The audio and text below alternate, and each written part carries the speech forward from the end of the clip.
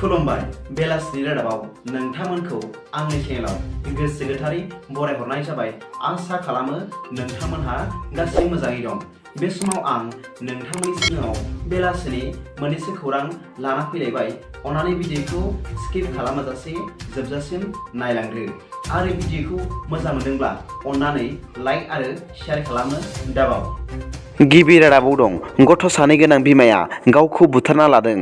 मिथिनो मोननाय बादिब्ला बे जाथाया जादों दिनै आसामनि मानकासाराव खुशबु बेगम मुंनि 23 बोसोर बैसोनि आइजोआ उन्दै बैसोआव हाबा होनायनि थाखाय गावनि बिफा आरो बिमाखौ पुलिसजों हमजानो गिनानै गावखौ बुथारना लादों होनना मिथिनो मोननाय जादों।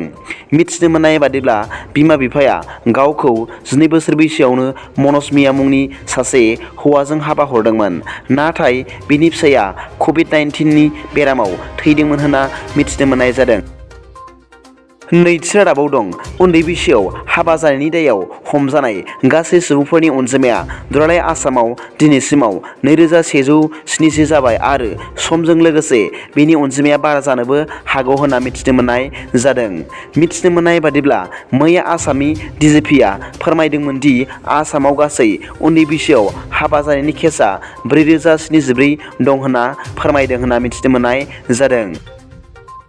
थामथि रादाबाव दं आसाम सरकारा उन्दै बैसोआव हाबा जानायनि सायाव गोख्रों आयेन लानायखौ बरायदों।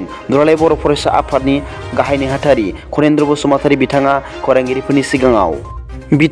खौरांगिरिफोरनि सिगाङाव बुंदों दि उन्दै बैसोआव हाबा जानायनिफ्राय जानगाराव थानांगौ।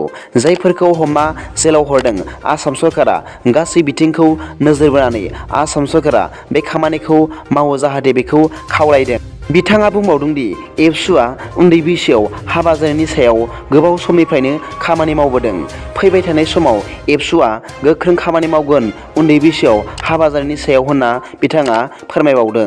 बिथाङा बुंबावदों दि आसाम सरकारा मानि थाखाय उन्दै बैसोआव हाबा जानायखौ हमदों बेखौ लानानै रायजोफोरनि गेजेराव सांग्रांथि मेल लागोन होनना बिथाङा खौरांगिरिफोरनि सिगाङाव फोरमायना होबावो।